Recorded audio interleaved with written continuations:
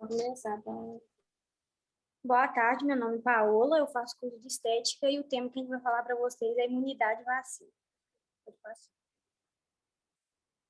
Primeiramente, o que seria a imunidade, né? Imunidade é a capacidade que o nosso corpo tem de resistir a ataques de tudo aquilo que for ruim para a gente, né? De micro-organismos como vírus, bactérias e todos os parasitas em geral.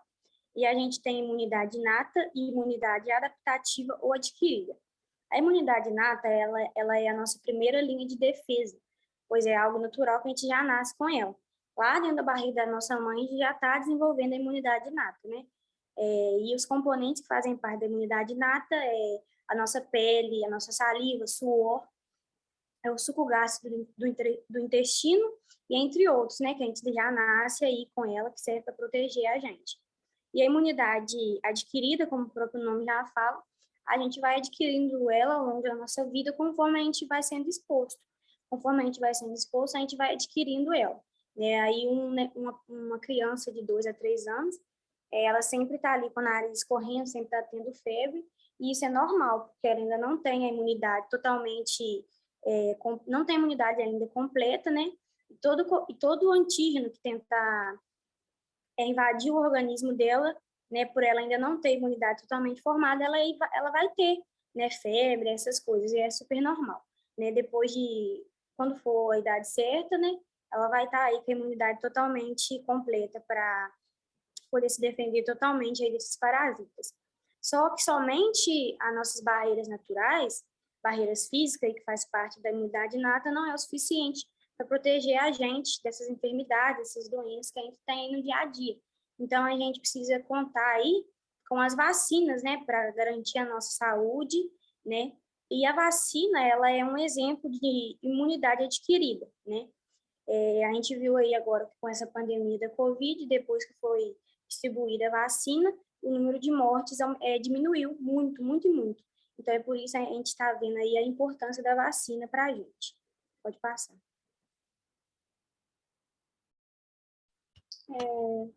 Nosso tema é imunidade e vacina, né? Então, vou falar um pouco sobre as vacinas.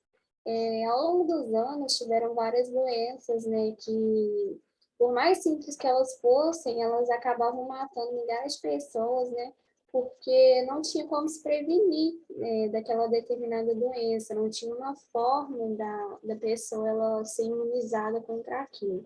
Então, se por mais simples que fosse a doença, ela causava um estrago, assim, devastador. Então, diante disso, os cientistas eles foram percebendo a necessidade de criar alguma coisa que levasse à imunização da sociedade, né? Para a gente poder ficar prevenido, ficar imunizado contra essas doenças. Então, começaram os testes, né? Aí foi criada a vacina, né? Que age diretamente no fortalecimento do nosso sistema imunológico. E devido à criação das vacinas, doenças no Brasil que antes assim, tinham um alto índice de casos, né, que matavam assim, bastante pessoas, hoje em dia elas já não são mais um problema no Brasil, como a poliomielite, o sarampo, a rubéola e o tétano, por exemplo. E tem doenças, né, que diante das vacinas, com a imunização das vacinas, elas já foram até erradicadas, que não tem mais nenhum caso, que já faz bastante anos, né? E os especialistas, eles afirmam que o processo de imunização, né, com as vacinas, ele deve começar desde cedo, desde o nascimento. Portanto, as vacinas como a BCG, a da hepatite B, elas devem ser aplicadas nos primeiros dias após o nascimento da criança. Aí eu trouxe também essa imagem, né, que ela está no material do Bruno, e mostra o efeito das vacinas contra algumas doenças infecciosas. E como vocês podem ver, a poliomielite no ano 2000, ela não teve caso nenhum, ou seja, teve uma redução de 100%. A difteria, ela só teve 2 casos no ano de 2000. Teve uma redução de 99,99%. Então, assim, com as vacinas, a vacina, né, ela foi um grande avanço da ciência, porque permitiu que doenças que levavam a vida de bastante pessoas fossem controladas e algumas até erradicadas, né, já não existem mais.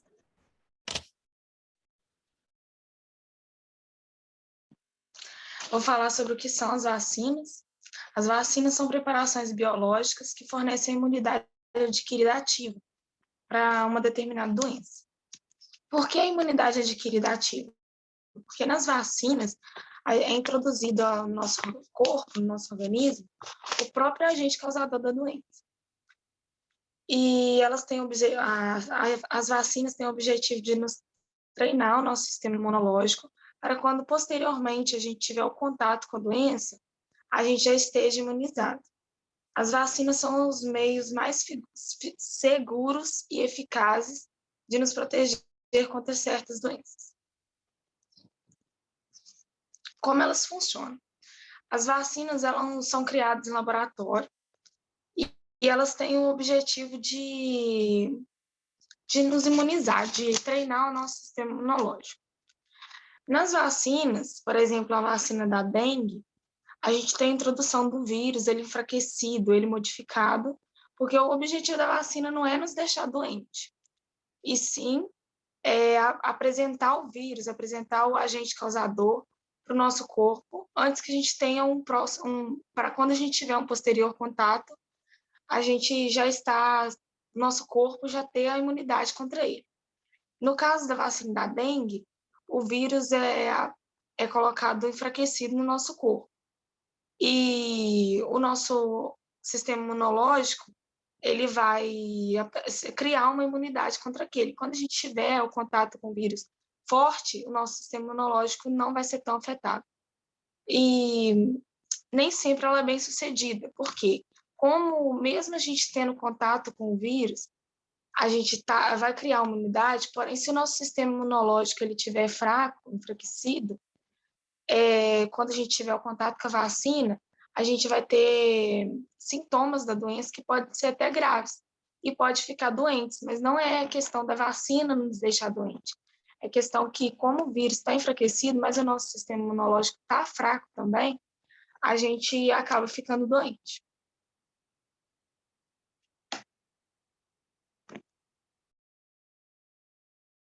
Vou contar para vocês como que surgiu aí o primeiro indício de vacina, a história da primeira vacina. O primeiro indício de vacina surgiu na China por volta do século X, né? E o método que eles utilizavam nessa época era muito diferente do método que a gente tem hoje de vacina, né? Na época da varíola, né, que surgiu a vacina, o que eles faziam? Ele pegava a casca do machucado da varíola, porque a varíola ela é uma doença que causava pústulas pelo corpo todo, causava febre, e as feridas, e essa doença não tinha cura, né, nessa época, por causa que ainda não tinha desenvolvido a vacina. Então, o que eles faziam? Eles pegavam a casca desse machucado, da varíola, e transformavam a casca em um pó. E esse pó, eles passavam pelo machucado da pessoa que tinha a varíola, né? E esse método aí ficou conhecido como variolação. Anos depois, em 1796, um pesquisador que chamava Edward Jenner, ele começou a perceber que os moradores da zona rural, né, que estavam contraindo aí a varíola que vinha da vaca, eles não estavam adquirindo a varíola humana, né? Então ele começou a pesquisar mais sobre isso e o que ele fez? Ele pegou um garotinho que tinha 8 anos, que se chamava James, chamava James o garoto, e o que ele fez? Ele pegou uma dose da varíola da vaca e aplicou no menino. Né? O menino, obviamente, ele teve ali os sintomas, passou mal, né? Mas quando ele se recuperou, novamente, o Edward aplicou nele a varíola, mas dessa vez ele aplicou a varíola humana.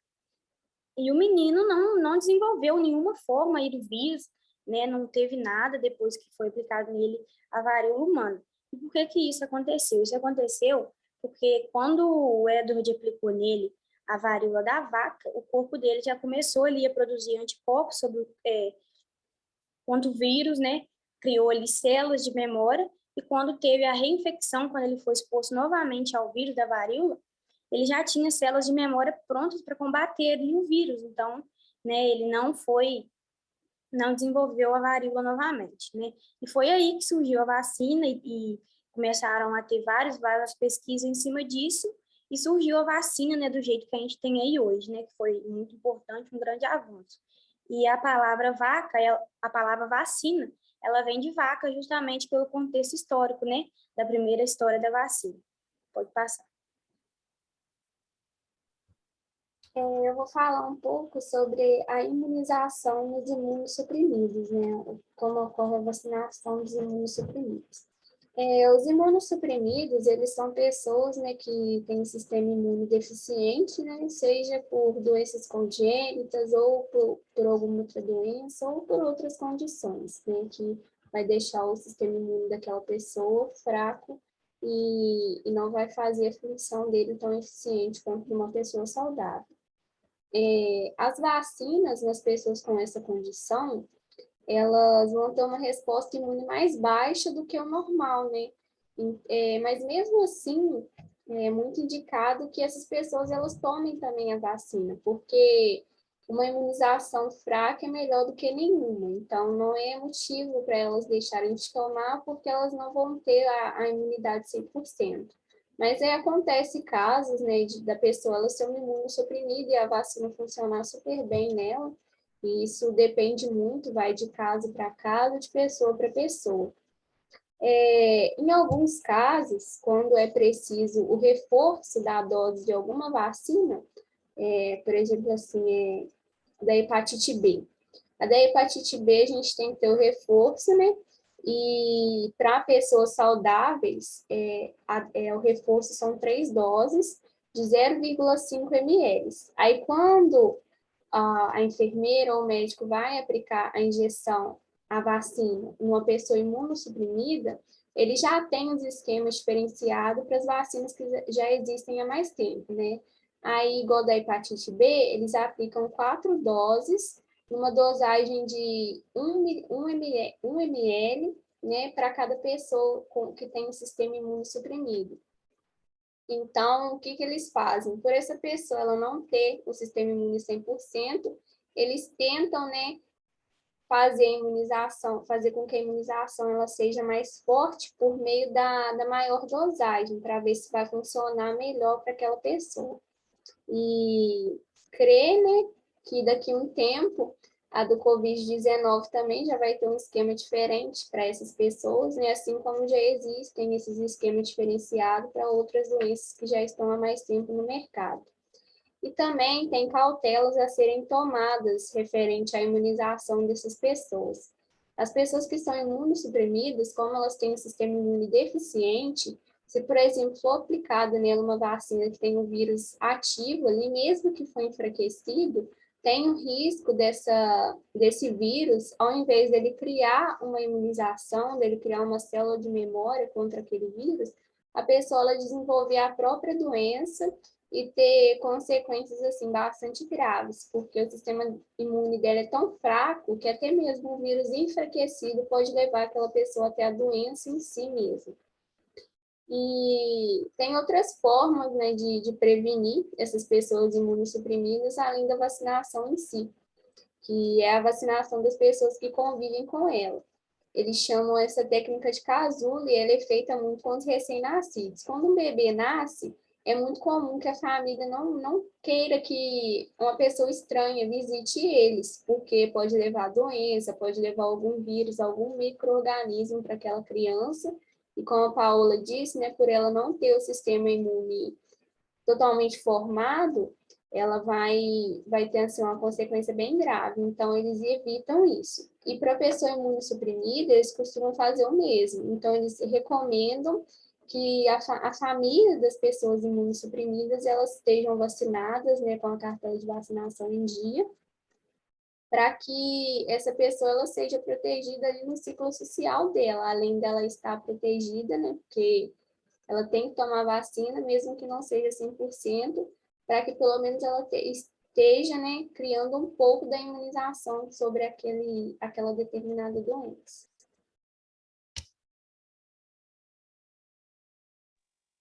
Vou falar sobre os benefícios da vacina. Além da vacina servir para proteger quem recebe a imunização, ela também protege as pessoas, a propagação no meio do ciclo social. Porque, por exemplo, a vacina o Covid. O Covid ele é de propagação por aerossóis, propagação pelo ar. Então, se eu tenho a doença e se eu estou no meio coletivo, eu vou estar correndo risco de passar, de transmitir para outra pessoa. Na vacinação, você se protegendo, você também está protegendo outras pessoas. Ela é uma forma de prevenir, diante da vulnerabilidade, as doenças virais e impedir o crescimento do contágio de pessoa para pessoa. É isso que eu falei, né? Porque a vacinação para doenças virais, ela é feita em grande escala. Então, todo mundo tomando a vacina, recebendo a vacina, você está impedindo também o contágio de pessoa para pessoa quando tem uma pessoa doente. O número de pessoas vacinadas, quando ele está alto, ele vai evitar essa transmissão acelerada, essa transmissão coletiva e beneficia toda a população.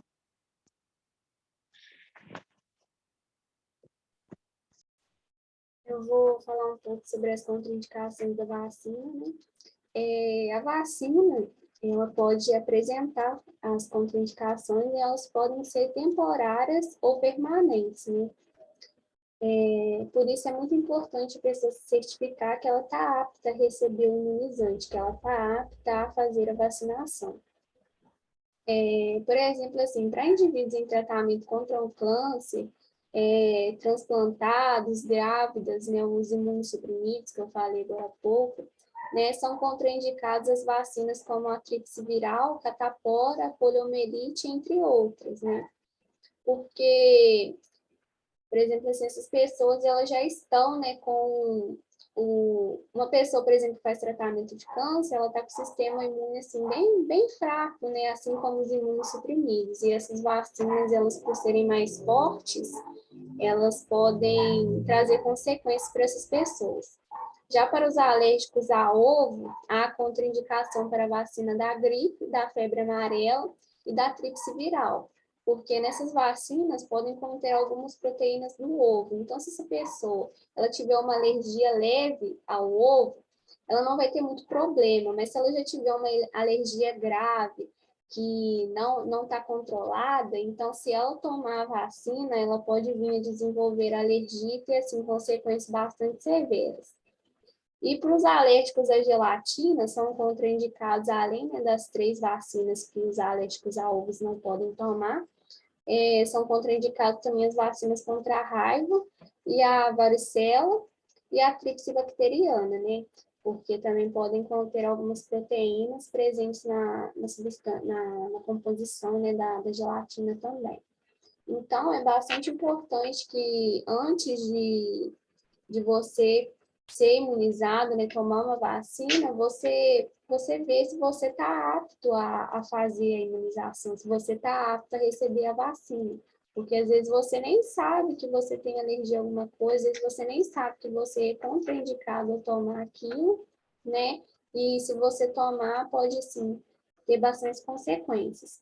E as contraindicações, elas são muitas das vezes confundidas com os efeitos colaterais, né? Então, por isso é bastante importante procurar um médico, um especialista, conversar direitinho, para não haver nenhum equívoco, nem não fazer a vacinação assim, de forma errada. Então, gente, é isso. Foi isso, né? Eu acho que eu não me apresentei. Meu nome é Raíssa, o nome da outra menina é Aline e o nome da outra é Paola.